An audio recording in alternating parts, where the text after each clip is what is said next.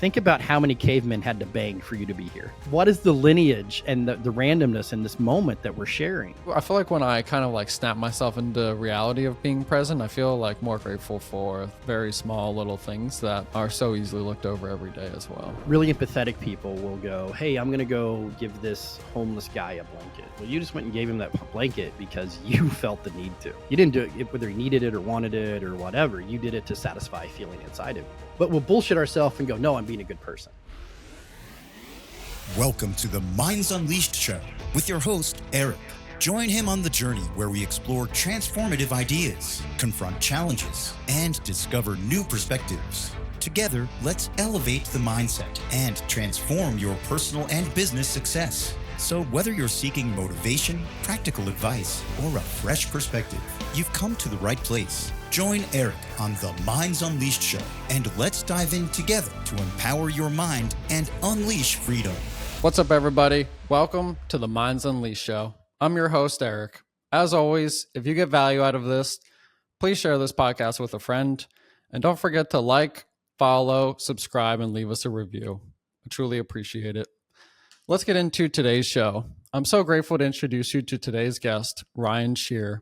Ryan is the co-founder and director of operations at Titan Media Worx, a full-service media and personal branding company. Welcome to the show, Ryan. Hey, thanks for having me. We've been trying to schedule this for a while, and I'm glad we're finally doing this. I checked out some of your other episodes, and I'm like, yeah, this is like my type of vibe. This is what I want to do. Awesome. I appreciate that. And so while I was doing some research on you and kind of learning about your story and some of the things kind of along your journey, there were some habits and some changes that I made that I was made aware of kind of along that journey that kind of stood out to me. And there was one practice that kind of I thought was the most impactful for you, and that was your practice of meditation, kind of how it shaped you into the person you are today. A person who shows more empathy, compassion, love, openness, awareness, acceptance, and being less of a jerk to people, as you would say.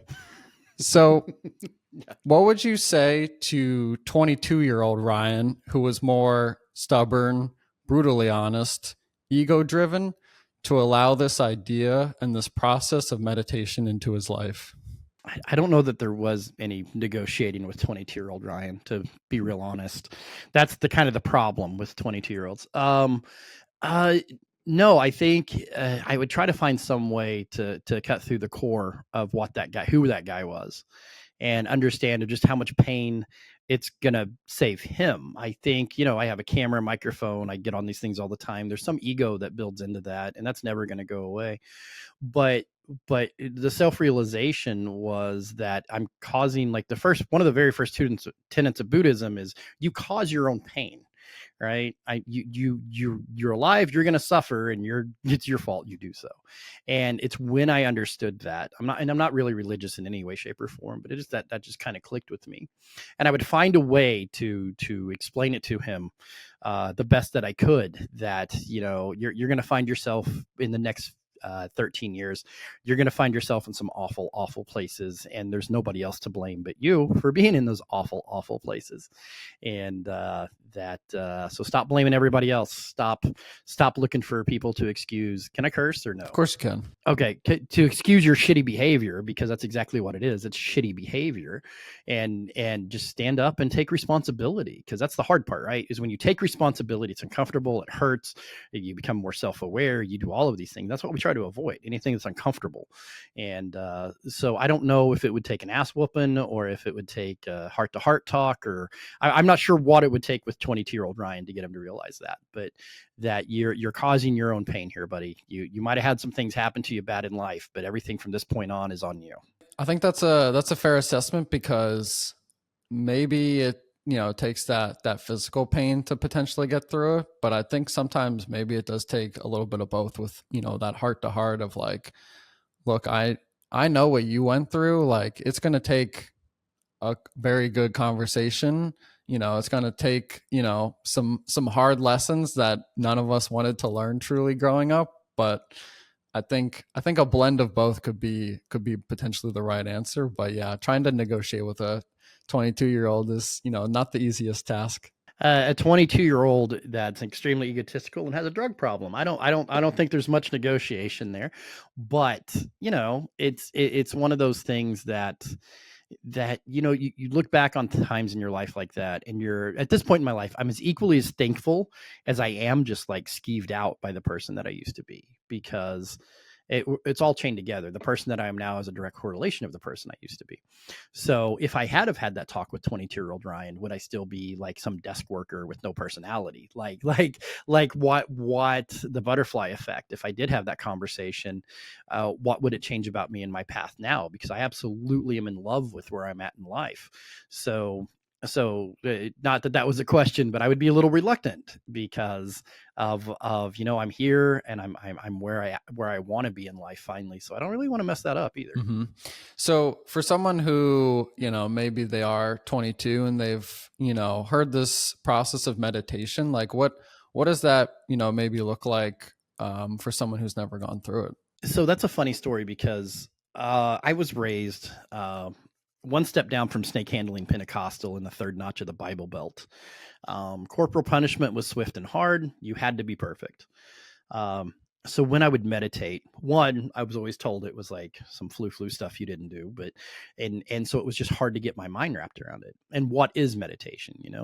Is it that, like that scene from Fight Club where it's a little penguin and it's your safe space, or is it this, or is it that? Like there's no real definition of it, right? So I remember I really struggled with it. I'm going to therapy. I'm in my 30s. I'm really struggling with it. I'm going through it. And there's an app, and hopefully I can get you the name of it, because it was actually made for soldiers with PTSD, but it's free for everybody. So you can just go to your iOS or and download it. And it has a lot of really cool tools in there. And one of them was guided meditation. And I remember I was laying in the chair and I'm listening to this lady's voice going, breathe in, breathe out, feel your blah. And I've got ADHD diagnosed, all that stuff. So concentrating on anything is just a challenge, right? And I always felt like I always was discouraged from meditating because it was just irritating to me, because it was like, breathe in, breathe. Oh, that thing at work I got to do tomorrow. Oh, yeah. Well, wait, I'm breathing. Breathe in, breathe out. And then I just feel bad about myself because I couldn't do this. So this lady on this app, this robot voice, or could have been AI, I don't know, goes, if you find yourself losing focus, gently bring yourself back. And I'm like, what, you can do that? You could be gentle? Like that's not a thing that I know, because that's just not how I've lived life. And that one moment, I'm like, all right, I'm going to stop cursing at myself. I'm going to not self-talk myself into making this irritating. I'm going to gently bring myself back. And I'm like, come on, Ryan, back over here. And it took me a while, but I found out that gentleness is what made it worthwhile. And once I got that down, sometimes the meditation didn't have to last long. It doesn't have to last 2 hours. It doesn't have to whatever. But just through this process of learning how to meditate for me, I learned to make myself talk more gentle. I learned to make myself more focused, that if I do get focused on another task, I'm not yelling at myself and I'm not doing those things. So what I would tell that 22-year-old is calm down. You're not going to be good at it at first. And it may not even look like what you thought it was going to be at first. How Buddhist monk meditates, how Gordon Ramsay, if the guy meditates, and how you meditate, and how whoever, it's going to be different. And you're going to meditate the way you're going to meditate, but be easy on yourself until you find that, because that was my biggest hurdle I had to find. Yeah. It seems like, when you were going through therapy, right, you had that, that app kind of helping you, allow you to be like more open to the idea of like being less resistant to it. And I think you also have to build the habit like into your life, right? And so I think trying to figure out how you build the habit into your life is definitely a hard step to kind of, toy with. But I also think that if you can kind of tell yourself, I'm going to do it for 5 minutes before bed, it's super easy, right? Make it as super easy as possible. And then next week you can, maybe do 10 minutes or 5 minutes. And I think that can really help people out. My favorite thing was in the shower, right? For some reason that helped. We have a half bath, or what do they call it? 3/4 bath. And it's just kind of got this, we live in like a 1950s house, and it's got like a shower stall. So you can just put your head against the back wall, turn the temperature to the way you like it, and kind of stand there and zone out. and which meditation is just, to me anyway, it might not be to everybody else, is just constructive zoning out.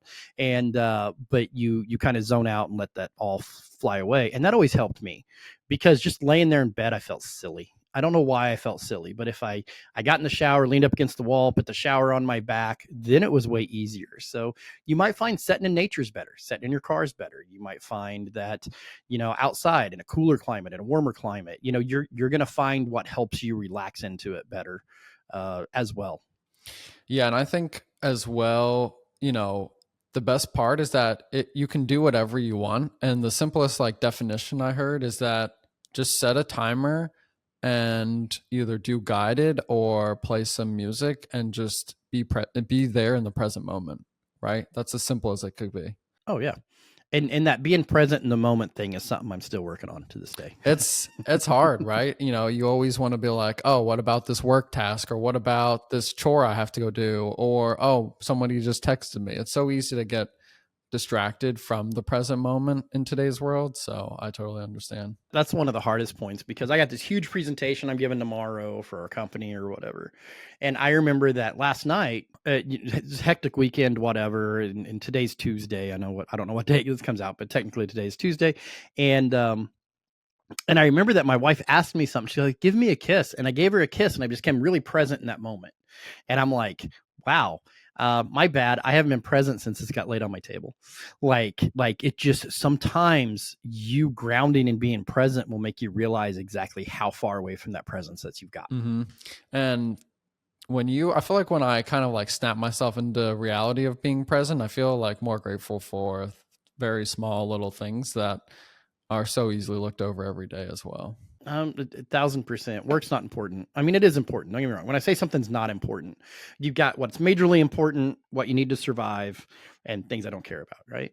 So work is here. Things I need to survive. And I love my job. I love doing what I'm doing. But my wife and my family is the most important thing. Absolutely. I've not had success in other marriages because I didn't have that, right? So one of the things I'm really trying to work on is to make sure, and that's what those present moments with my spouse does, is it grounds me exactly where I need to be, takes me exactly where I need to be.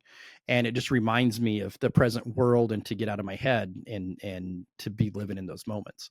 One of the funniest things ever that I heard is, I'm trying to do this Buddhist thing, and I went through a lot of secular Buddhism stuff, because I'm not, like I said, once again, not really religious in any sort of way. I just like the thought process. And I got to thinking, and I'm like, man, so you've got to really respect this present moment. So on both ends of it, from the history of it, think about how many cavemen had to bang for you to be here, right? What is the lineage and the randomness in this moment that we're sharing? And then on the other side of that, this moment will never be recreated. It's kind of like a bow tie effect, that this is where you're at. And I try to live by that, but that's literally the hardest thing that I go through now, is just that present moment thing. You mentioned this secular Buddhism. What is this? Okay, so it's kind of like, so Buddhist philosophy is pretty plain and simple, that you were in charge of your own boat, right? That the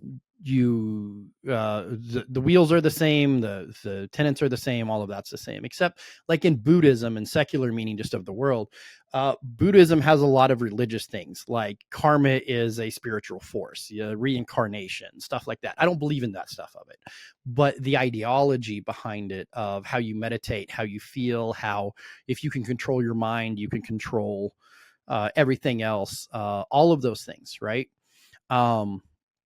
It's just that without the religious thing. It would be the same thing as saying, hey, I'm a secular Christian, meaning I believe in the 10 Commandments, but I don't believe in the magical powers of Jesus.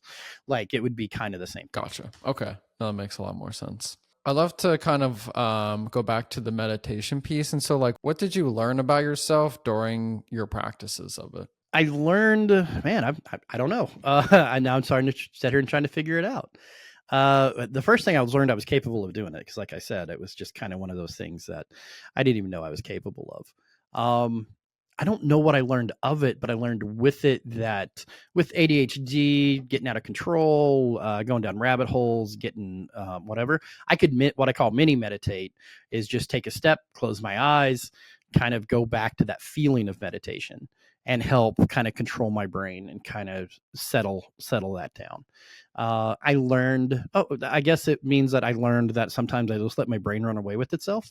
And I didn't realize just how out of touch I'd become sometimes by letting my brain just go down whatever rabbit hole that it wanted to. I learned how much of my life that actually happened, because once I started doing like the little mini meditations and stuff like that, it's been a while. It's been a while since I got that far out in left field.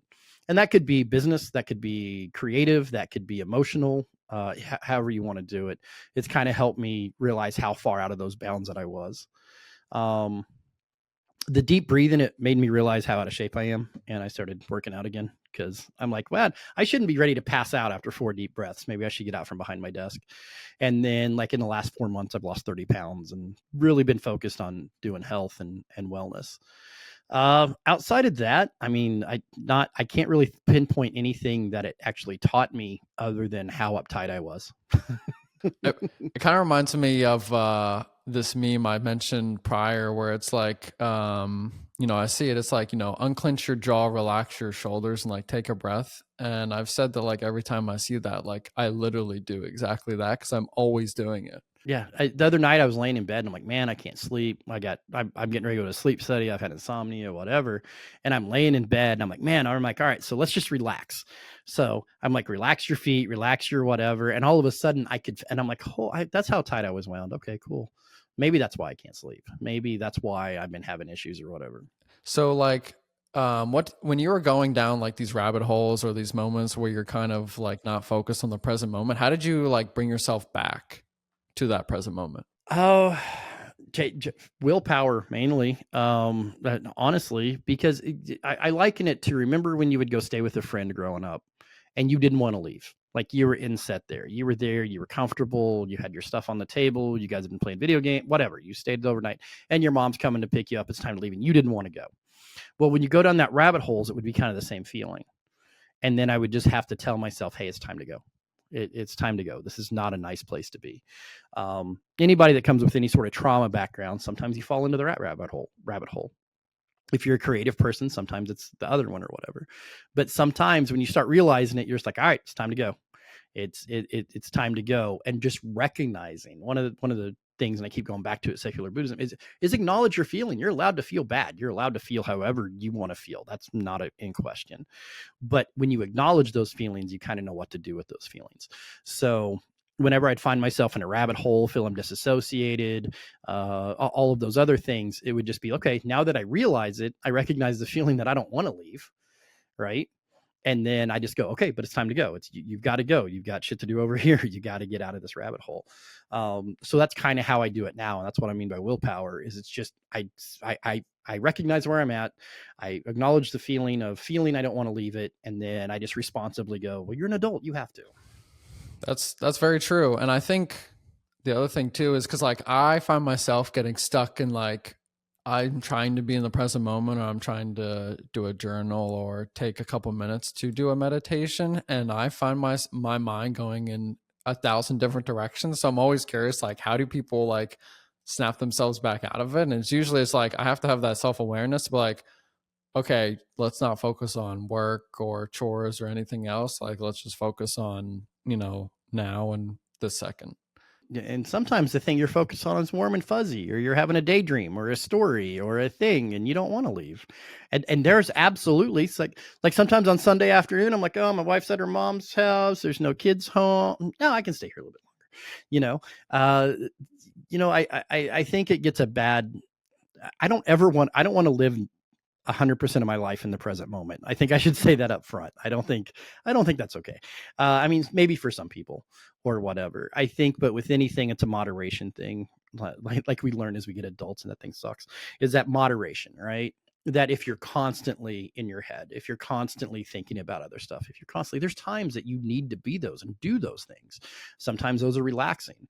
There's a reason people disassociate. It's fun. And, but there's also a time when your wife's like, hey, you felt checked out for 6 months, your job, you're just calling it in, you're doing things. Those are the points and times. Or like with PTSD or trauma, that you get into that particular rabbit hole to where you're reliving that trauma or those feelings from the trauma. You do need a way out of those. Those are not places that you want to stay, but it's not always bad to not be in the present moment either. Mm-hmm. No, that's definitely something I could agree with, because, and it's an interesting, perspective you have, because I think majority of somebody my age, their ability to be present is probably like 10 to 20%, whereas like the other 80%, they're probably focused on everything else. They're on their phone, you're disconnected, you're disassociated. And sometimes it is nice to kind of like take that step back, relax, calm yourself down, because I guess like, it's just so hard to do, right? But it's just something I think you should do. Yeah, I mean, like I referenced my problem sleeping, and sometimes I daydream. Like I used to write and I create, and I create fiction things too or whatever. So sometimes if I have problems sleeping, I lay there and tell myself a story, right? And that's a form of it, and creativity and all that. But yeah, I mean, absolutely be present. Don't be thinking about work when your kid's being born.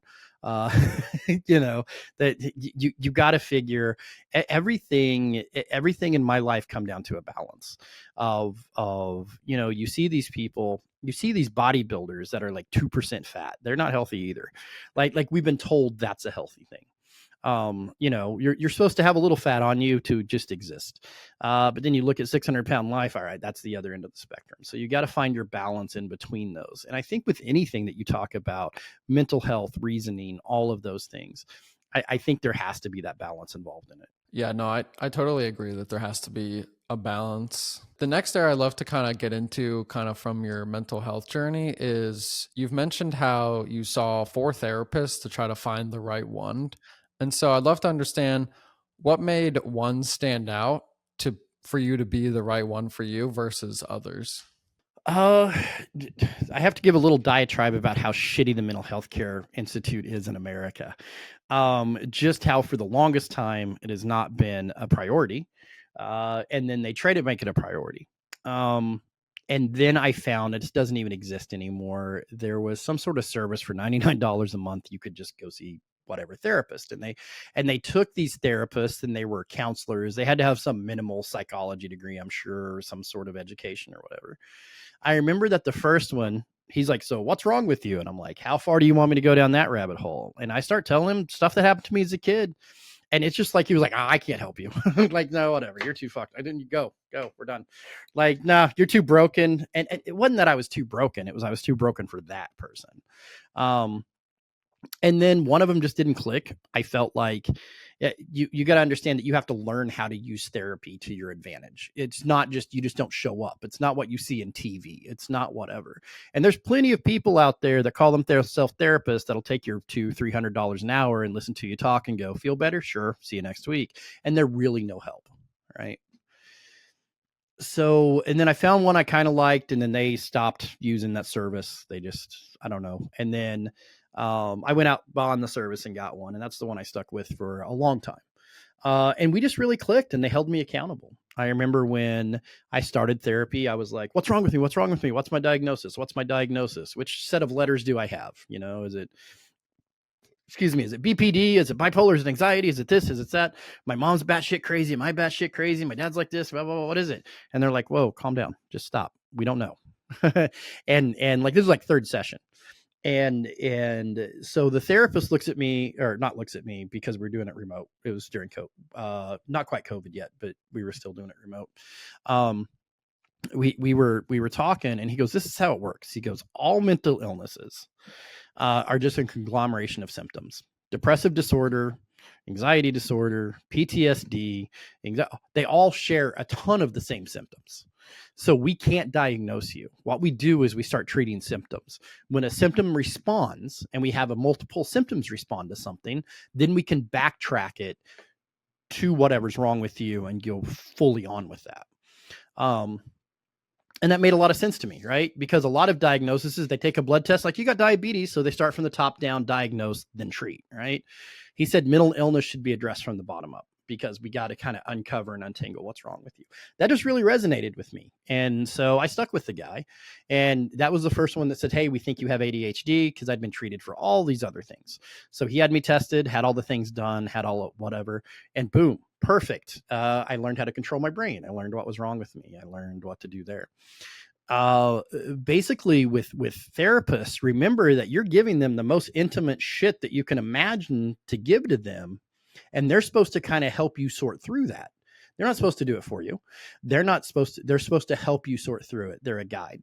And if you go in there and you don't feel confident and comfortable that it's helping, like, it should make you nervous. It should make you whatever. I get that.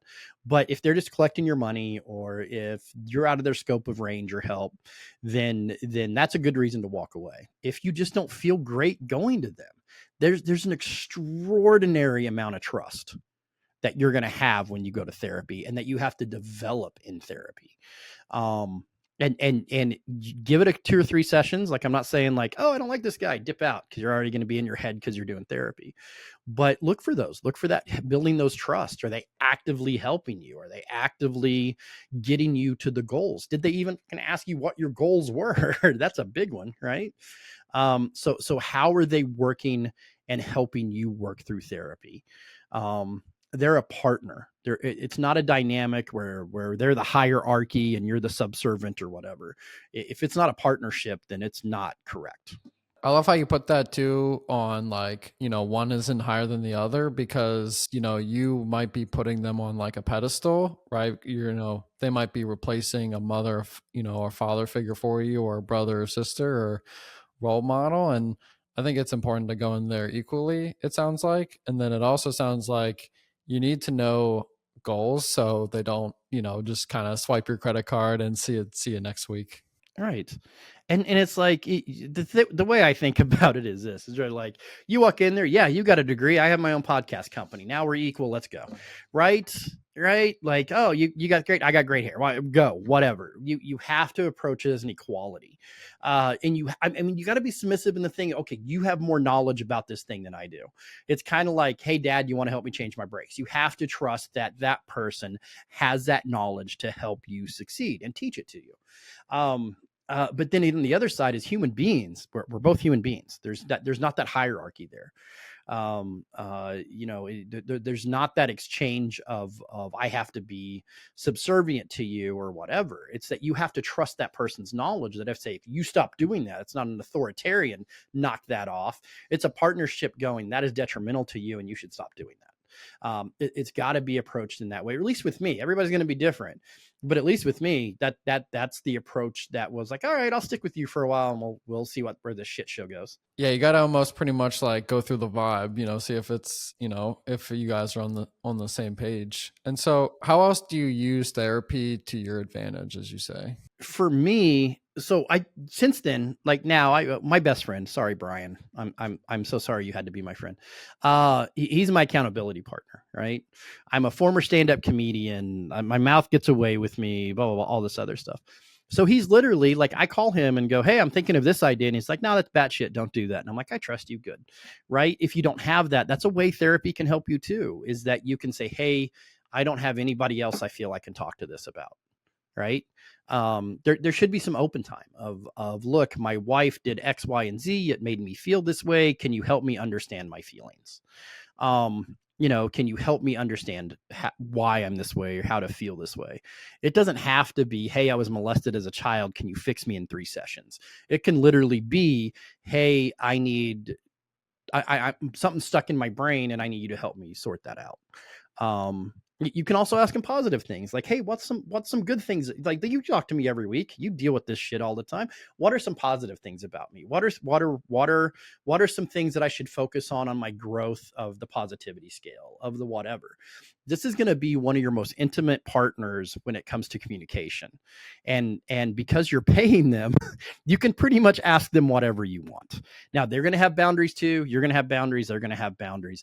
But this is a way, like, I'm not going to ask my friend because that makes me a douche. If I go up to my friend, I'm like, Brian, what's cool things about me so I don't cry today? You feel like really shitty doing that. But hey, I just gave you $120. Can you tell me how to not cry in the shower today? Well, you got nice hair and you're kind of funny and you look like a fat Conor McGregor. And I'm like, great. That's what I needed to hear today. And off I go. Right. So you can use it for positives like that too. Yeah, no, I like how you said that too, for like the positives, or like what are some strengths about myself, because I think maybe, you're talking about some very sensitive and personal things. And sometimes it's nice to hear a compliment, or actually probably hear maybe a strength, or something good about yourself that you have probably either A, never heard of, or B, no one in your life has ever told you about this being a strength. No, 1,000%, because everybody looks at therapy as this big negative thing. You're going to think about very negative stuff. You're going to talk about negative stuff. You're going to talk about why your mom never hugged you, whatever the thing it is. You're going to talk about that, and it's going to breed bad feelings, and there's going to be whatever. There should be some sort of balance, like I said, that you guys talk about something that's healthy, something that, hey, we've been seeing each other for a month now, and I can see that you're thinking about this better, or you're doing that better, or you're doing that. Some therapists, and it's just a technique in therapy, that they let you control the situation, do all the talking, do whatever for the first few sessions, and then they jump in. So this is once you've established a relationship with a therapist, that you can absolutely say, yeah, like how do I feel better? How do I do this? How would I change this? How would I do that? And definitely use them for whatever you need that day, that week. That's why journaling is important. Even if it's writing down, even if it's grabbing your pad and going, hey, blah, blah, blah, blah, blah. You don't have to write like a 13-year-old girl and go, in the field today, you can be like, yeah, at 3:45, I felt like shit because of the way somebody looked at me. And you write that down, right? That's all you need. And then you can take that to your therapist and go, why did I feel like that? Or all of those things. Yeah, no, that's totally true. And I guess I'm also curious, like, if you're somebody that might be listening to this who's like, yeah, I'm not gonna go talk to a therapist, or I don't think I need one. What would you say to those folks who are resistant towards this idea of therapy? We're all fucking nuts. Just in your own general way. No, I think anybody that stands there and goes, I don't need therapy. Yeah, why? Why? I would like you to list the reasons why you feel you don't need a therapy. You don't eat crayons, or why? What is the reason why you think you don't? I think everybody could benefit from some therapy. Now, there's different levels of therapy. There's intensive, non-intensive, all of those things, but everybody's got their shit. Everybody knows that they have something wrong with them. They're hiding something. They're in denial. They're whatever. Or why do you go get your oil changed, right? Is it because your car's knocked? I mean, if you're a responsible adult, your car's not knocking, you're not leaking oil out, it's called maintenance, right? And a therapist can actually, you can see them once a month and go, anything on your mind? No, really? Okay. So my adult kid looked at me weird the other day, and that kind of made me, okay, now we're getting, maintenance, little stuff, how to transition, how to do whatever. I'm going to tell, it seems a little out of place, but in 2018, both my grandparents passed away. They were incredibly close to me. And they did the sweetheart thing. My grandma died 1 month. A couple months later, my grandpa died, right? Just one not living without the other. One of the things I learned living with them for a little bit at the end of their life, because I was helping take care of them, is life never stops changing, right? You grow up, you look at your parents, you look at your grandparents, you think, oh, they got this shit figured out. Yeah, right? They don't. I had to watch them deal with cancer, or not cancer, heart problems, COPD, hospice, beds, nursing, medical, this, that, whatever, things they had never had to deal with in their life. And these are 80-year-old people. Why that ties in is that's why you need therapy. You're not 20 forever. You're not 30 forever. You're not 40 forever. Things change. Kids move out. It hurts your feelings. Relationships fail. Things go on. Work changes. This changes. That changes. These are all going to make you feel a certain sort of way. If you don't think you need therapy, you're wrong, because I don't want to say you're wrong, but okay, I'll say you're wrong. You're wrong because the therapy could be a place that you could feel and understand how to express these and grow. As we get older, it gets harder to change. It gets harder to accept. It gets harder to do whatever. So if you start going to therapy younger and start building in what's life going to be like, and give you these ways to deal with problems as you get older, when you do have a traumatic experience, when you do go through something, when something happens, you're already got those skills to do that.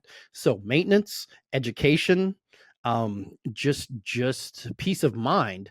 Therapy's not a bad idea for anybody. I could definitely see it. And I like how you related it to something that everybody does, which is getting your oil changed. Because, if you were to go tell, somebody like me or one of my guy friends that we would need therapy, we'd all kind of like laugh at you and be very resistant. But I think being able to relate it towards something of like maintenance or education, I think is a better kind of light to shine it on. Because I think maybe sometimes it gets a bad rap, but it also sounds like it's a safe place for you to understand more intense or more critical like thoughts and experiences you have, because life does happen and shit happens, right? Like you mentioned your grandparents going through all these different things, and it almost kind of helps train yourself in a way to be ready for the unknown, honestly.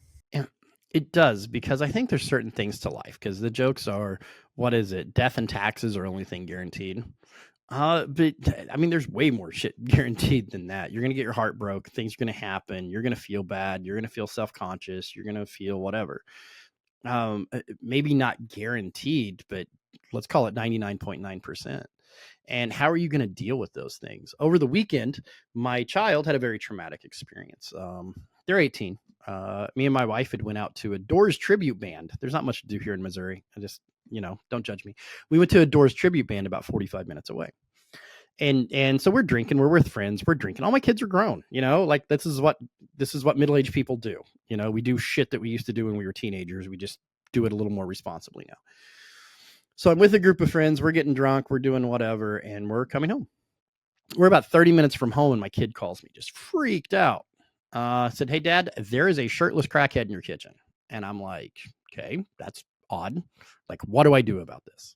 And I'm like, you go into the other room and call the police. I'm 30 miles away. So they go call the police. We get home, and sure enough, there's 9 police officers standing outside my house with a shirtless crackhead in handcuffs. I'm old enough. I wasn't there. I didn't experience the trauma. We're good. My kid is freaked out, right? They went and stayed with their older brother for a while. They had a very traumatic experience. Somebody breaking into your home, doing all this. They're on the spectrum. They're having trouble dealing, right? But you know what? They're already in therapy, because I know the value of it. So they already had somebody to reach out, to connect to be with. They had somebody that they could call. They had somebody they already trusted to help them through a traumatic experience. So that would be another reason, is that, it's kind of like if your hot water's leaking in the house, right? Therapy is going to be that check on the room, and not therapy is going to be letting the floor rot out. It's the same thing. As you go through experiences, it's just there to help. We're not the rocks the boomer generation told us we were. That the mind is not that. No, I love these analogies you keep using, especially because they are very much like real world, real life examples. Mm-hmm. So I do really much love those. So I'm curious, like, we've kind of broken down your mental health, like personal development journey. And so for somebody who's just starting this journey of that self-awareness and that personal development, what kind of other avenues would you recommend for them to either explore or improve, or habits that they should kind of do more research on? One, I kind of brought up journaling. I think any sort of long form journaling, I would absolutely do that. I don't do it as much as I used to, but there's times when I get really stressed out, and then I feel like I pick it back up again. And like I said, it doesn't have to be a novel. I'm comorbidity with ADHD is dyslexic, so it's hard for me to like write. It's always been hard for me to write. So if you opened up my journal, which I handwrite in with a stylus, I mean, I am old enough to have a stylus for my iPad, but I'll just write, because there's nothing like writing with feeling. And if you go back and look at it, half of it's misspelled, it's crazy, whatever. That's fine. That's you getting that out there. And that also helps. And then you can go back and read it. You can go back and read and kind of see your journey as it unfolds. That's another one. One of my friends told me being self-aware is not for the weak. So ease into that shit. Test the waters, ease into that. Don't go full-fledged. Don't go asking all your friends what's wrong with me all on the same day. You're going to get your feelings hurt, especially if I'm your friend. So yeah, you're just going to get your feelings hurt. So ease into that. understand that there's layers to that. If you look at the Dalai Lama, if you look at Buddhism, if you look at Christianity, all of them have this big thing about self-awareness, that you need to understand you, yourself, your mind, your all of this. So when it comes to the self-awareness journey, know that it's going to be a lifelong journey, and don't try to get that all done in a weekend, because that's going to be rough. There's going to be things that you're going to find out about you that you don't like.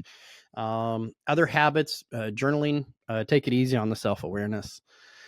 One of the things is alone time. Get a few minutes alone. Get a few minutes alone. I used to not be able to be alone, right? I was that person that I needed to be around people, had to be away from everybody, blah, blah, blah. And I really started thinking and feeling like the mark of a reasonably good mental health was I could just sit in a chair and look at the wall for about 30 minutes and be content. Not that that's professional, not that that's whatever, but if I could sit down and I didn't feel like I needed to go rush here or rush there, if I could stand my thoughts, if I could stand myself, it was kind of a litmus test to know that I'm reasonably mentally where I need to be. Also, people kind of suck sometimes, whether you love them or not. And it's completely okay to have some time to yourself. So a little bit of reflection time, a little bit of journaling, take it easy on the self-awareness so you don't get kicked in the face with it. And the reason why I say that is I was one of those people that I was 34-ish when I started the journey. I'm 46 now, of therapy, mental health, getting better, doing those things, right? And man, I just thought I was behind the 8 ball and I wanted to get it all done in 3 or 4 weeks. And I almost broke my brain doing it. It is a journey. It is a lifelong thing. So understand it's going to take a while. So practice those things. Practice with documentation, just understanding your feeling, and all those things. I love how you said the journaling, and I also love how you said it's a lifelong journey, because it kind of reminds me of fitness and finance, right? Those are the two lifelong journeys that you're pretty much going to have forever. And what's also interesting is this episode will air after I have actually interviewed a licensed therapist, and the 3 habits that she recommended was journaling was her favorite, and then meditation, and then the third one was breath work. And so I think the breathwork one was a little interesting, because I gave this story on how I would talk to people when I was a consultant for work, where their years of experience in the industry was equivalent to my age. And I was supposed to be speaking as the expert. And I was like, how do I calm myself from sweating, from shaking, from, pretty much, complete imposter syndrome? And, breathwork was, if I knew that at 22, I could probably not be sweating or shaking the whole table. Right. And just remember, if you hold it long enough, you don't have to deal with anything ever again. Yeah.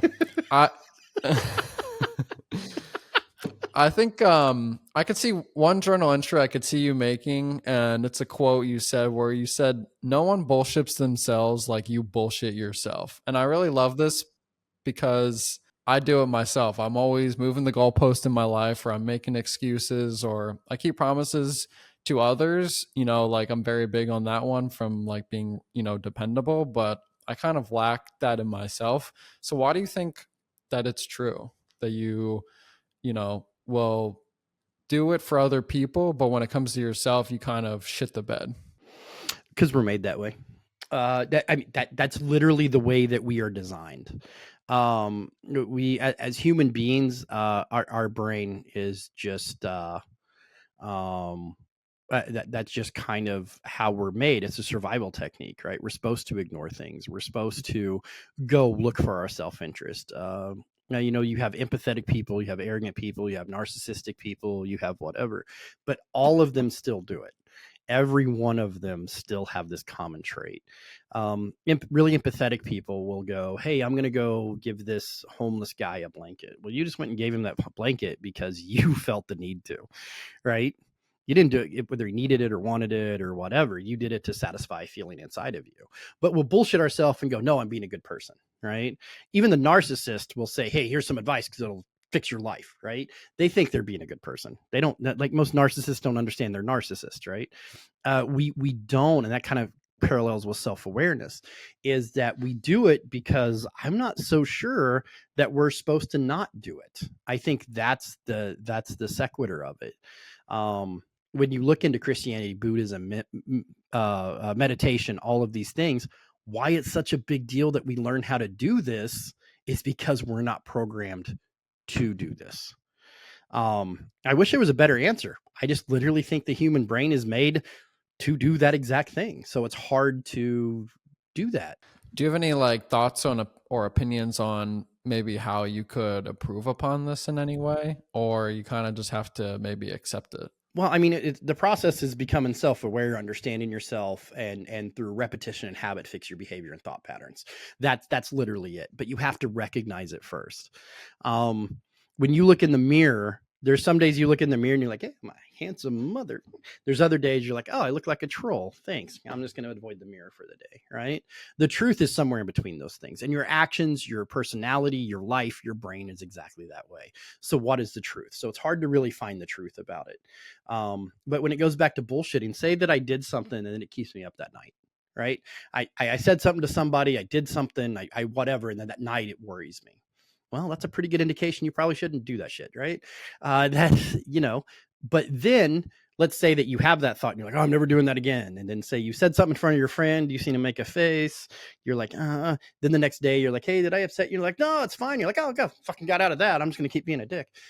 That's not the case. People will be nice to you. You need to be self-reliant on, hey, that makes me feel bad.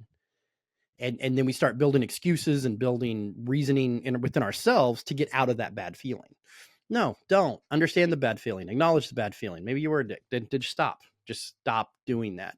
And that's the process of you bullshitting yourself, is that you're negotiating. You're constantly negotiating with your own mind to excuse your actions. And when you accept your actions and you just come to realize what damaging or greatness or whatever your actions can do, that's where that bullshit cycle starts to stop. That you're aware of your actions, you're aware of what you can do and what those actions hold.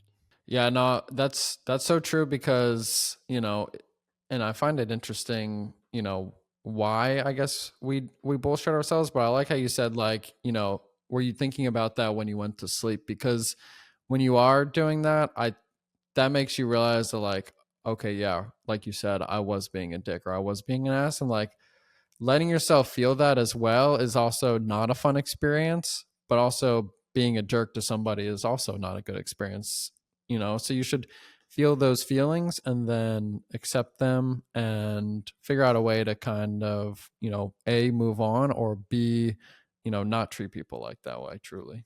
I've always said, not always, because recently, since I've fixed my brain ish, that I've said that bad feelings are just as important as good feelings, right?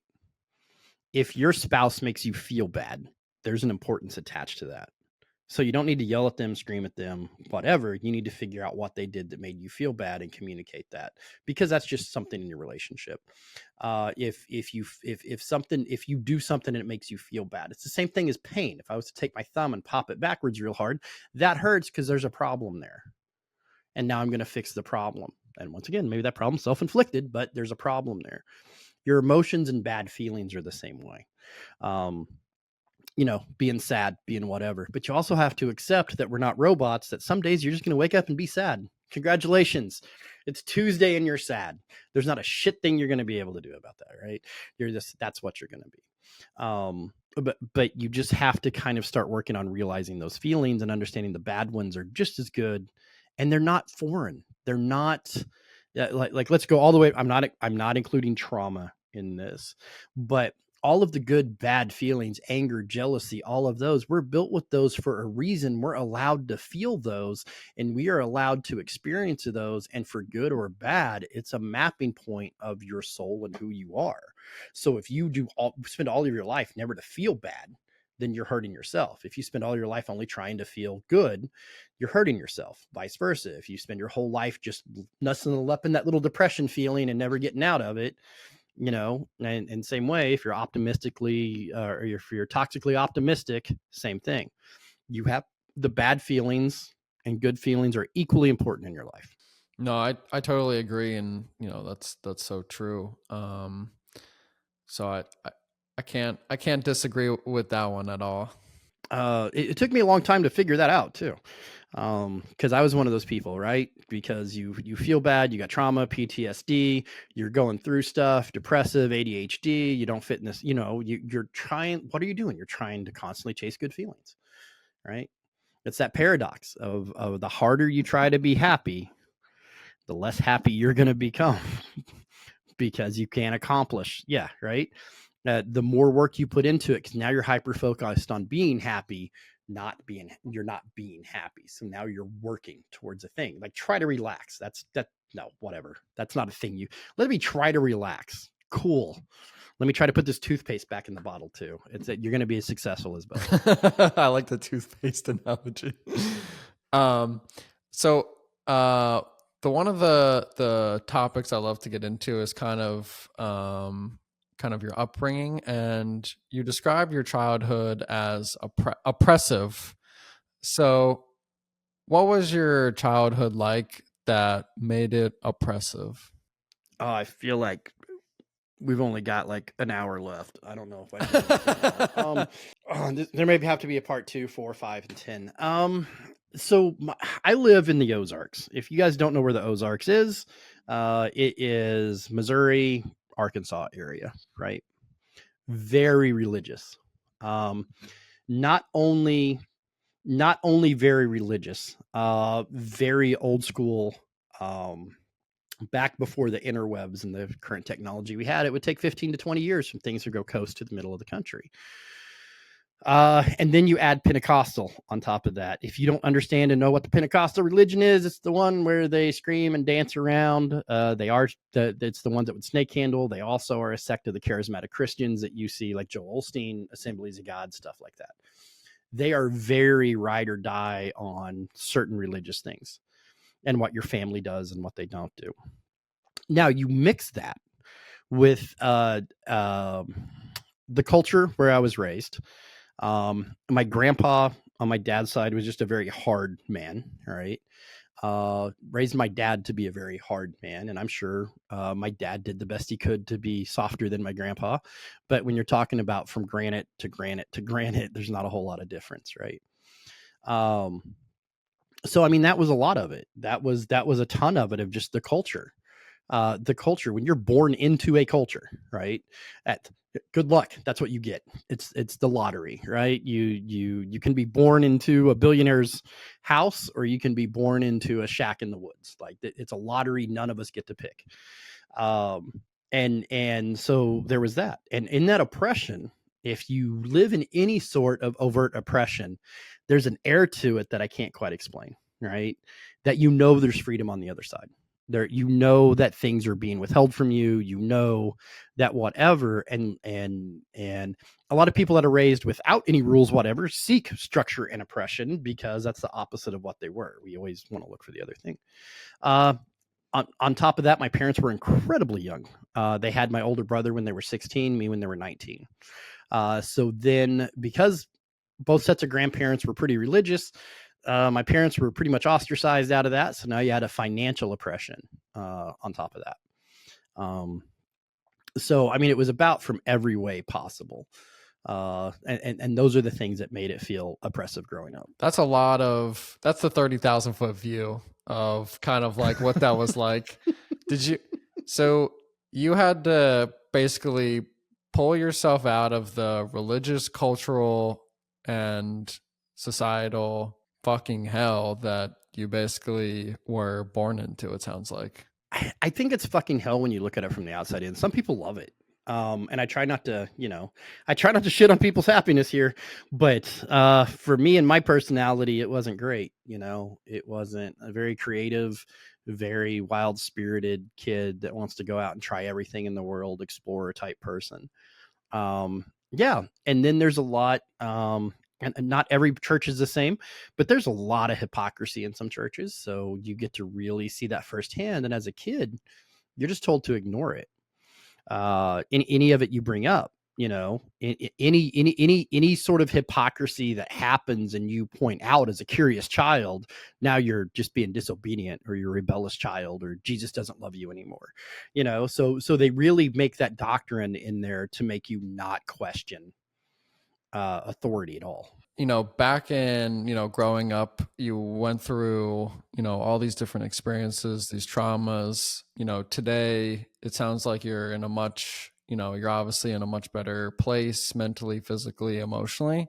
What was that, I guess, like, what was Ryan doing back when he was 16, 18 years old, right? Were you, was college even on the radar for you, or you were just, No. No. My parents, no.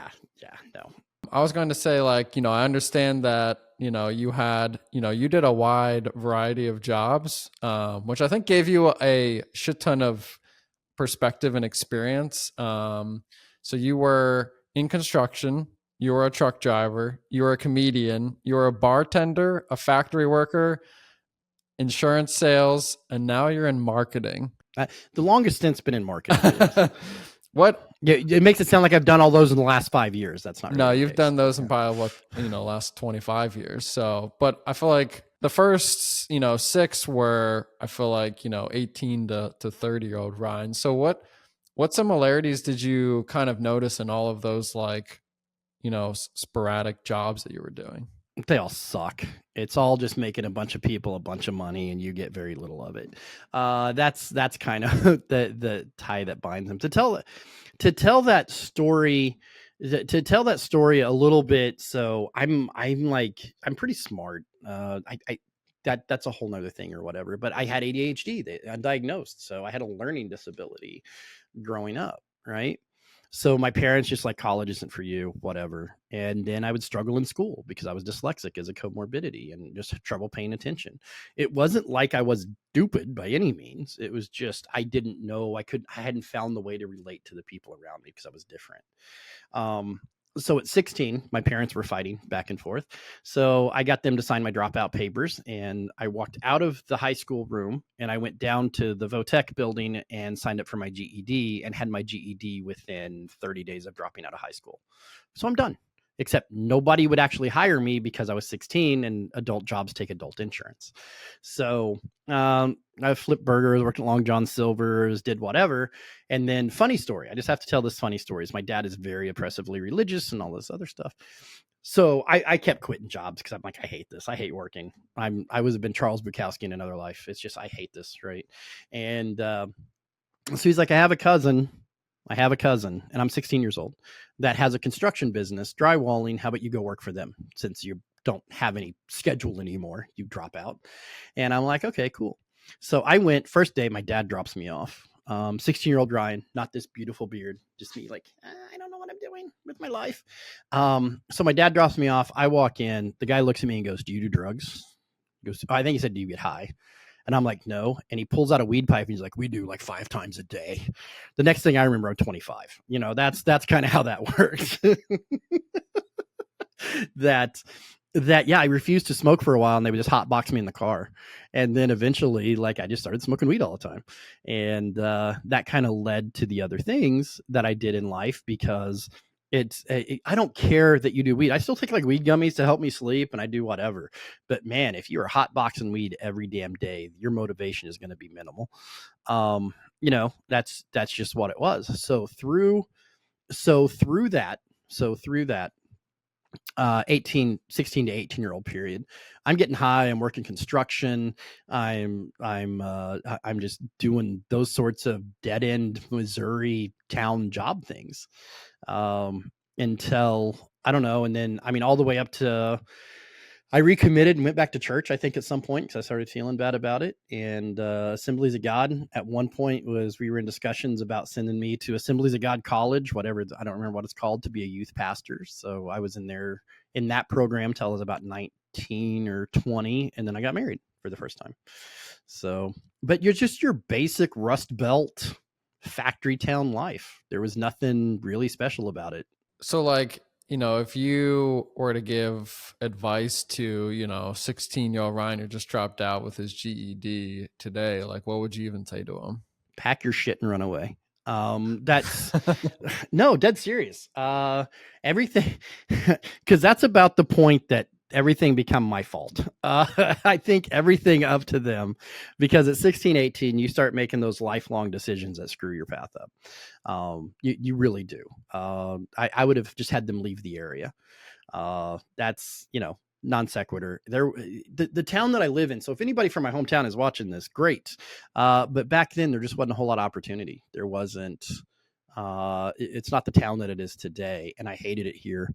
But that impressive thing that we were talking about, the oppressive.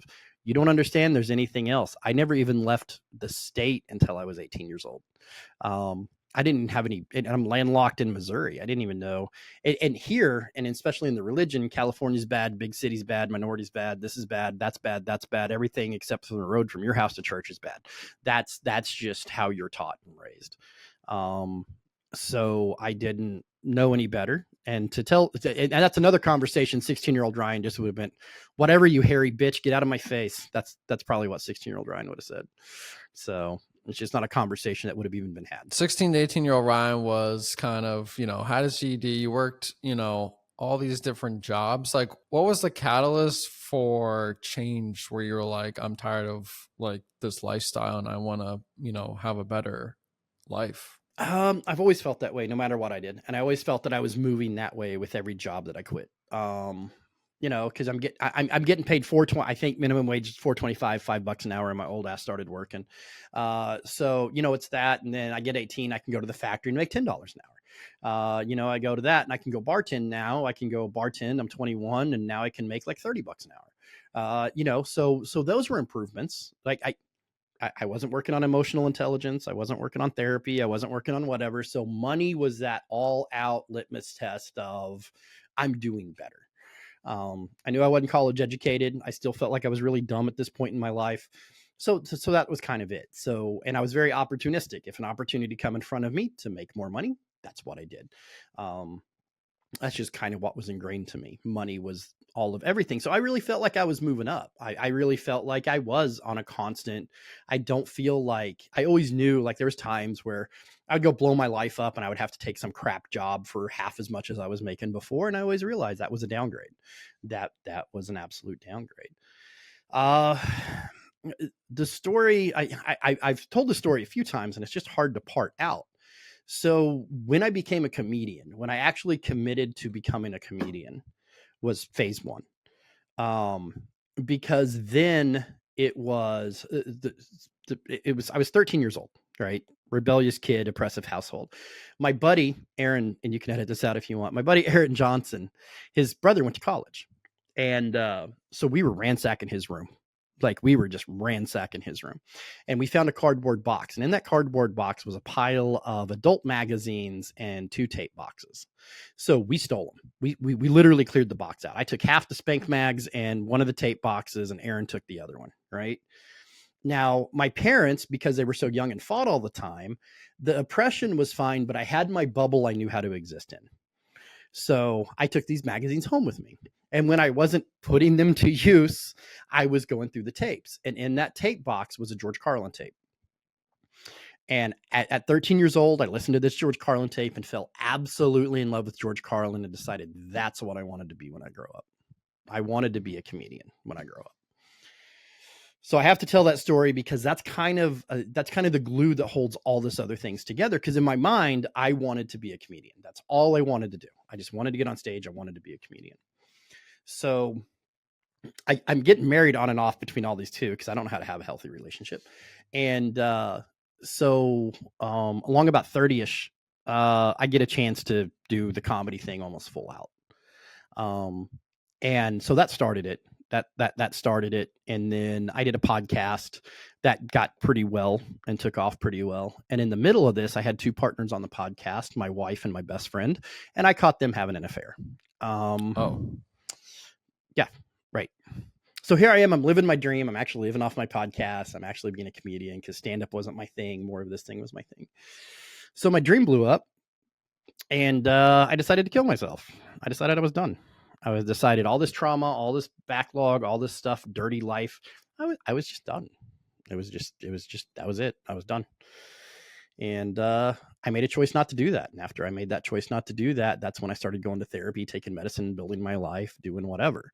So that's a very loaded question to when did I decide to be a better person? There was a lot of factors that went into that. So like, was there somebody that kind of helped get you, from these very dark, deep, hole of negative thoughts and depression and suicide towards like, therapy? Or was it like, why did you choose that for yourself? There was a lot of people, and mainly they were jerks and dicks, but you start becoming this self-aware thing, right? So at the moment that I decided that I was done and I just wasn't going to stick around anymore, and then I made that decision to not do that, I also made a promise to myself that I would never feel like this again. You know how you negotiate with yourself. Let me be real honest. It was a negotiation. Hey, give it one more shot. If you ever feel like this again, go right ahead. So I decided, I just made it a mission in my life. And I always had the ability, if I make something a mission, come hell or high water, that's going to happen. So as I go through, it was people, as I become self-aware and as I seen I was being a jerk or manipulative or this or that or whatever, or people were being a jerk to me because that's literally what I asked for and how I wanted to be with people. I started becoming more self-aware over it. So there was no angelic person that reached their hand down and said, "Here, Ryan, let me walk you through this bullshit." It was a conglomeration of people that helped me understand, along with me being self-aware of who I really was, and who I wanted to be. And the thing that makes me the saddest about it at all is there was a million of these people in my life before this point too. I just didn't know how to connect with them or gain the things I needed to until I was ready to do it myself. That's a lot to kind of, think about. Cause like you probably, if I was you, right, I would be like reflecting on like trying to reach out to those people. Cause, it sounds like you had, a network of good people around you, but you weren't almost like taking advantage of that. I was. Well, I mean, I was not a great person back then. I was in a lot of, and I hate these sappy things. So understand, I was in a lot of pain. I was in a lot of emotional pain. My mind wasn't right because of trauma and shit that I'd went through. I'd become more of a survivalist than anybody that wanted to live. I wasn't great to be around. So the people that would be around me were probably not great people either. It was one of those things. Not that they were bad people, right? But it was a lot of, when my wife cheated on me, that was horribly traumatic for me. And that wasn't, and I had to take responsibility for part of that, right? Because I was checked out. I was doing the podcast. I wasn't doing the things I should be doing. I mean, I had culpability in that. Like if she was a happy wife, she wouldn't have done it. Like, so I had to take culpability in that. So not that I would sit down and have dinner with them, but thank you to you guys for that, right? And then my grandparents, before they passed away, they always loved me. They were always kind. They were always amazing with me, but they also told me that, man, your life is out of control and you need to be better. And we're not just, basically, hey, blah, blah, blah. We thought you would do better with your life. That fucking hurt. And then at other times it was people that I worked with or people that would just sit and have conversations with me that I didn't realize before. So there's, like I said, there's not one person, but when you ask that question, I can think of 50 people for both positive and negative. Call back to negative feelings are just as good as positive, that helped me get to where I need to be today. Yeah. It sounds like you had that rock bottom moment and you were like, okay, this is rock bottom. And like, it also takes a lot of self-reflection and awareness to also put yourself in that accountable and responsible, portion for your marriage as well. And, I guess, some people probably can't even fathom, some of those situations, and to kind of want to be on a better path takes a lot of like guts to do that. And so that's a very, rough road to go down. And especially hearing from like that grandparent part, like that one stings sometimes like the most as well. It helped the most because especially after they passed away, right? They passed away 6 years ago. And I wish to, I mean, man, I wish I could just build a little time machine and go back and go, thank you guys. I'm doing well. There was a lot of things because I don't have much of a relationship with my parents, and I don't really think there's some people to idolize or repeat after, but my grandparents were. So as I go and as I try to do better, I try to see what my grandpa would do and what my grandma would do, and I make fun. My wife and I joke around. We've been married about a year now. I refused to get married or in another relationship until I figured my stuff out.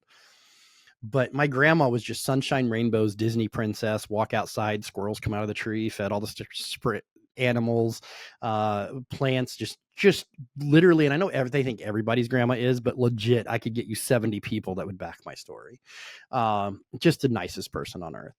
And my grandpa was funny and kind and all this other things, just things. And I realized that I'm genetically them too. I'm also genetically my parents that I don't get along with, but I'm also genetically parts of them too. So it's almost like I know it's within me to be more like them. I know it's within me to be more like them. And so I started doing it. So the joke with my wife is, she reminds me of my grandma, is that we have like 300 plants in our house. I got to keep telling her no more animals, no more pets, no more cats. She's like the happiest person on earth. She's toxically optimistic. She just flutters around in her own little world. And I love her for it. I mean, absolutely. But it took looking at the very few positive roles I had growing up to then start modeling what I wanted my life to be like. Because from 16 to 35 or so, it was all my fault. It was choices I made, positions I put myself in, refusing to get help, all those. I could blame my exes, and I could blame my ex-father-in-laws, and I could blame the people that did this or that or whatever, but why was I in those situations to be hurt like that? Why was I not a better judge? What was I doing to them to make their behavior that way? Sorry, I got rambly there. No, you're totally good. I think the next aspect too is like where you're at in your life now is like making sure that you also set up a good foundation for your own kids, so that they can see what a good marriage looks like. So you almost stop that generational trauma passing through you as well. Oh no, that ship sailed. I fucked them all up. It's but I'm doing the best I can as the adult that I am to show them that effectual change in your life can happen. My kids are 24, 20, and 18. And me and both of their moms are split. One was from my first marriage. The other two was from my second marriage. And there was a lot of issues. There was a lot of problems. I still talk to them all. I'm still relative. One of them lives with me. The other one I talk to on a weekly basis. One of them is a little shoddy, but we all agreed that time for dad not being crazy is past. And I think that I'm earning their respect back, and I'm earning their love back as I grow and as I make better decisions. And it's going to take years for them to understand that I'm not the same broken person that I was as they were growing up. Right. But I want to stay in tune to them to make sure and to be there to help them through their traumas. Two of my kids are married and they seem to be happy, and one's married and one's in a long-term relationship. I don't know that they're going to get married. I think I screwed that one up too. But anyway, but yeah, it with my kids, it's kind of one of my big driving forces of, I want to be better for them. If nothing else, I want to be, by the time that I get shaken from the mortal coil, the only thing that I really want is my kids at my funeral not to go, "Dad's a dick." Right. I want them to understand that dad might have been broken, that he might have had some issues, and he might have had whatever, but he got them all. He turned into a person that he always wanted to be. And that's kind of my motivation day to day going through, on top of everything else. I think it's also the effort that counts as well. And I could see myself like, if I was, if I was one of your kids, I'd be like, and you were telling, oh, I really hope you go to college. I would be like, I could definitely see my 18-year-old self being like, how do you expect me to go to college when you barely got your GED? So did you have to go through any of those situations and negotiations? No, because in a lot of ways, in a lot of ways, I think there's a ways around college. That still turns you into a productive, fine human being. I stress upon them find a career and work at it. It was unfathomable to me at 20 years old that I would make money doing this. My full-time job is podcasting, personal branding. It's just I play TV all day is all I do, and it's unfathomable to me that I have this job. So it's going to be unfathomably in 20 years what their job opportunities are going to be. So I really push them to pick a career in tech, learn computers, learn technology, learn a trade that applies to. And if that's college and that fits in, absolutely, I'll help with that all day long. But if that's not something, if it's something that you can learn on your own, or you can do, through trade schools or job training or corporate methods as well, I'm all favor for those. I care more about the result than the process. I just want to make sure that at 35 years old, they're not faced with the same choices I was, because I hadn't fixed the things I needed to fix. Yeah.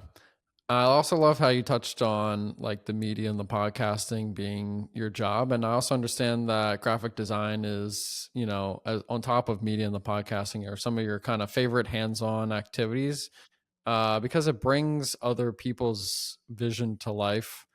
So I guess my question to you is, like, I'm curious, how would you describe to somebody listening what it feels like to follow your passion? It's insane, really. Especially if your passion is getting on camera and doing this. There's days where it's really a reality check, right? This studio looks nice, but it's literally a 10 by 10 room in an office from a real estate company. Everybody, that's the magic of TV, right? I'm in this little annex, and I'm doing that, and I go home and I still got to deal with clients because I produce client work and client things. Plus I have 3 businesses I run and all this other stuff. So there's days where my wife is absolutely happy with her 8 to 5 clock in, go home, and be done with it job. And I am not. I would wither and die in those conditions. But living your dream and feeling accomplished, it's like when you're a factory worker. If you're a factory worker or a fast food worker, any sort of production work, the only way you're going to get out of that is produce faster, produce better, right? Do what they want you to do, but do it better. I'm in a part of my life, I get to pick what I do. When we sit down and create a podcast, right, we can absolutely slap one together that looks like every other buddy's podcast. Or we can have long, deep, intimate conversations, and I can build them a product that fits them like a coat. When it comes to personal branding, you're not just trying to hit all the markers. There's certain pillars of whatever personal branding you use, like podcasting, right? You need good sound, you need a good microphone, you need X, Y, and Z. Outside of that, it's yours. You can do whatever the hell you want. Like my not a plug, I got a show that's like Business Uncensored, and that's me being a comedian. That's me regressing back to being a comedian and talking about things going on in the business world and talking to people and high level business people, but we curse and drink and do things like human beings do. So it shows people that business isn't all plasticky. But then on the other hand, my buddy Neil's show is about the most boring thing I ever watched. I love you, Neil. And he gets more viewers than I do, right? Because it's that audience that he goes to. It's weird that that's my job. It's weird every day of my life that that's my job. That's your passion, and there's nobody to stand in your way to tell you you can and can't do this. The only people that can tell you can and can't do this are the people buying your product. You now are literally only bound by how to fund the thing you're doing.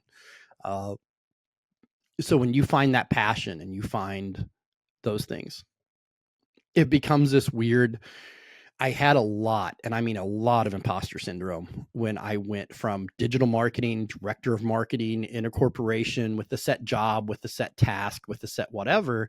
And me and these two other people went, hey, let's go build this personal branding company. And then all of a sudden it just became, does this work? Does this not work? We look at what works and we look at what people aren't doing. So when you look at what somebody isn't doing, maybe there's a reason they're not doing it, or maybe they just hadn't thought of it. Are you big dumb or big smart for this idea?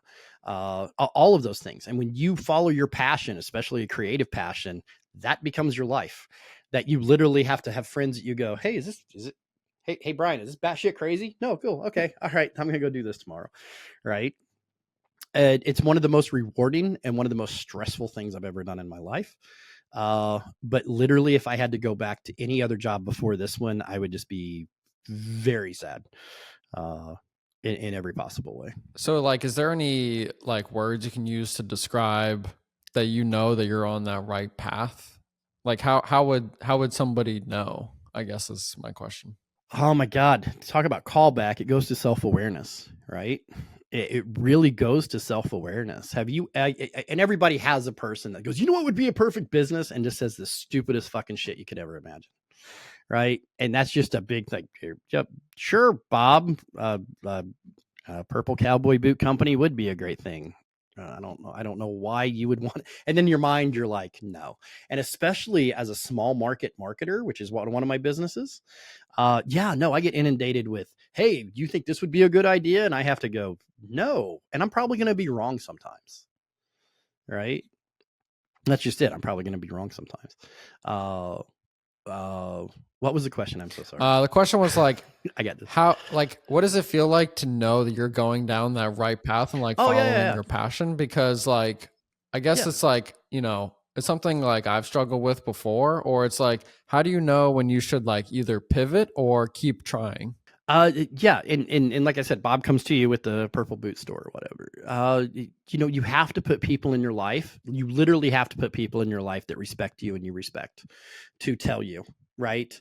To tell you that it's bad. Another thing is, so there's some fighting that too. That's why it has to be people that you respect. Another thing is just, does it get you into business?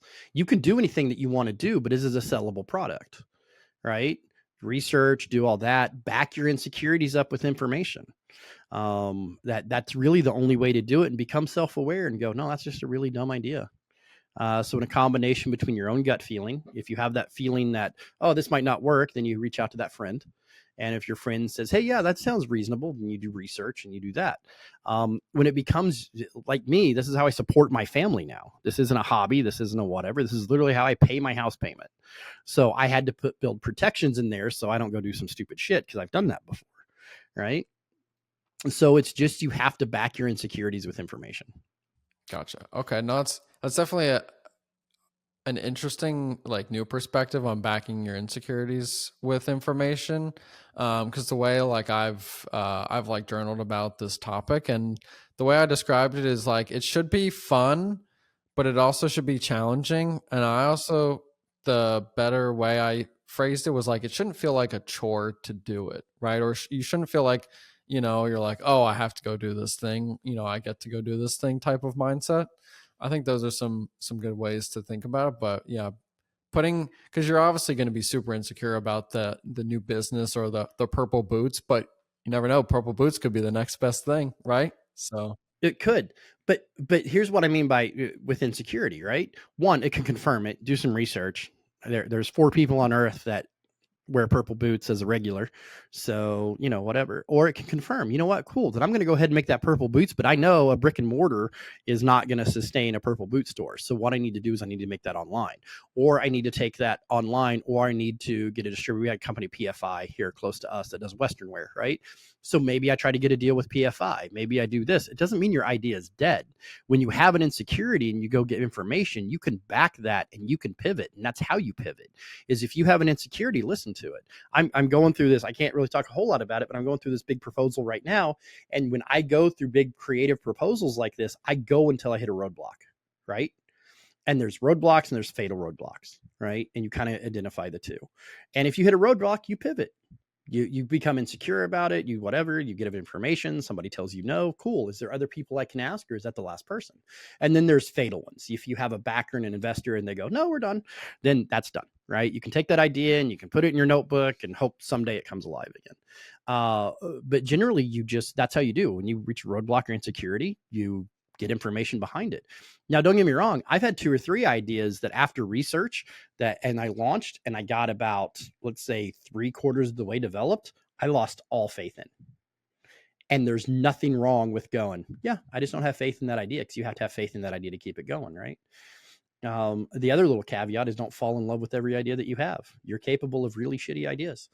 And a lot of those people fall in love with those ideas, right? You fall in love with the idea of the purple boot store, bow ties for goldfish, or whatever your dumb shit thing is. And then because it was a good idea and you like the dopamine hit of when you had the idea, that you're not going to let rationale go in all over it. So don't fall in love with every idea that you have. Actually try in a constructive way. You've got to start trying to pick apart your ideas to make sure it even gets out of the, hey, I was in the shower and had this idea. Does it have even a next phase? So after a while, you just get used to doing that. Yeah. And instead of falling in love with the idea, I think people should fall in love with like the process and the journey, and who you become along that is much greater than the idea. Because obviously, right, the idea just stays stuck up in your head, right? You got to put some action associated with it. Yeah. And idea without action is just a thought. Like it's not, and thoughts don't do much. So. Very true.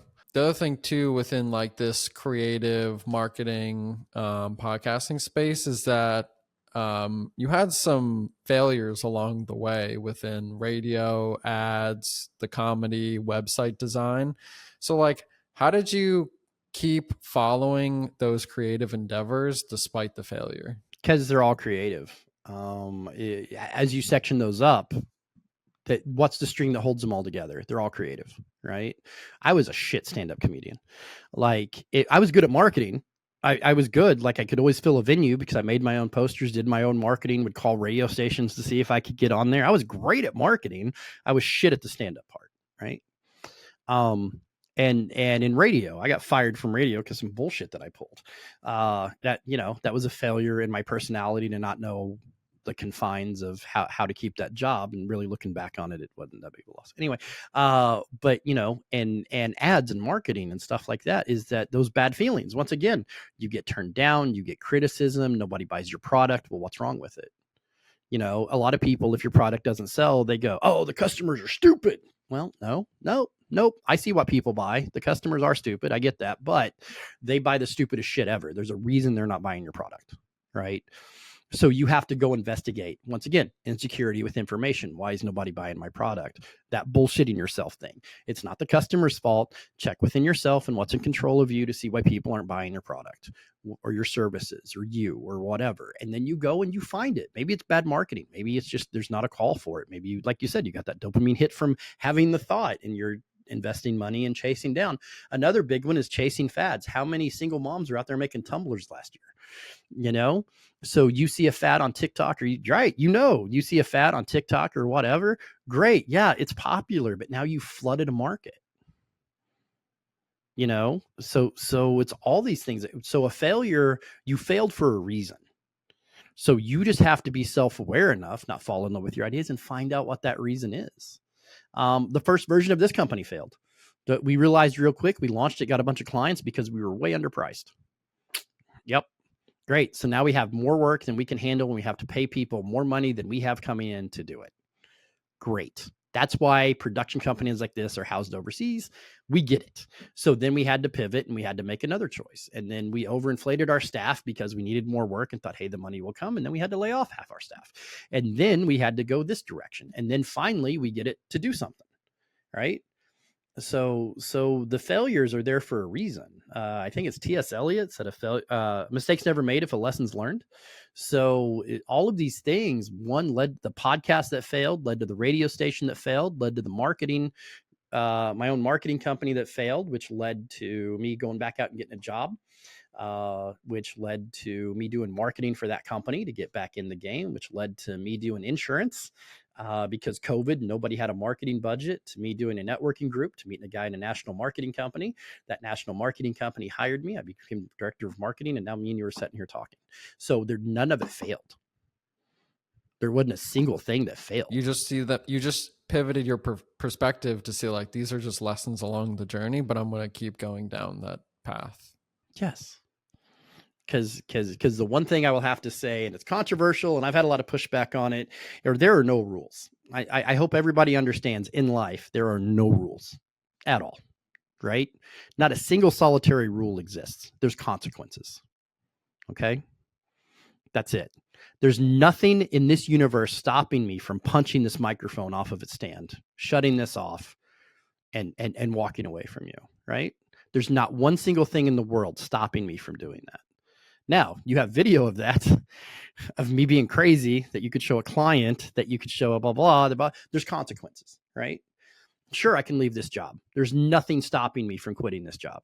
I might have a contract, and that legal might be a consequence, or I might lose my house because I don't get paid. Those are consequences, but there is nothing stopping you from doing the thing.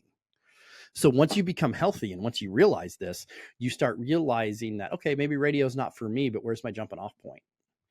Where's this? Where's that? There's no rules. There's only consequences to actions.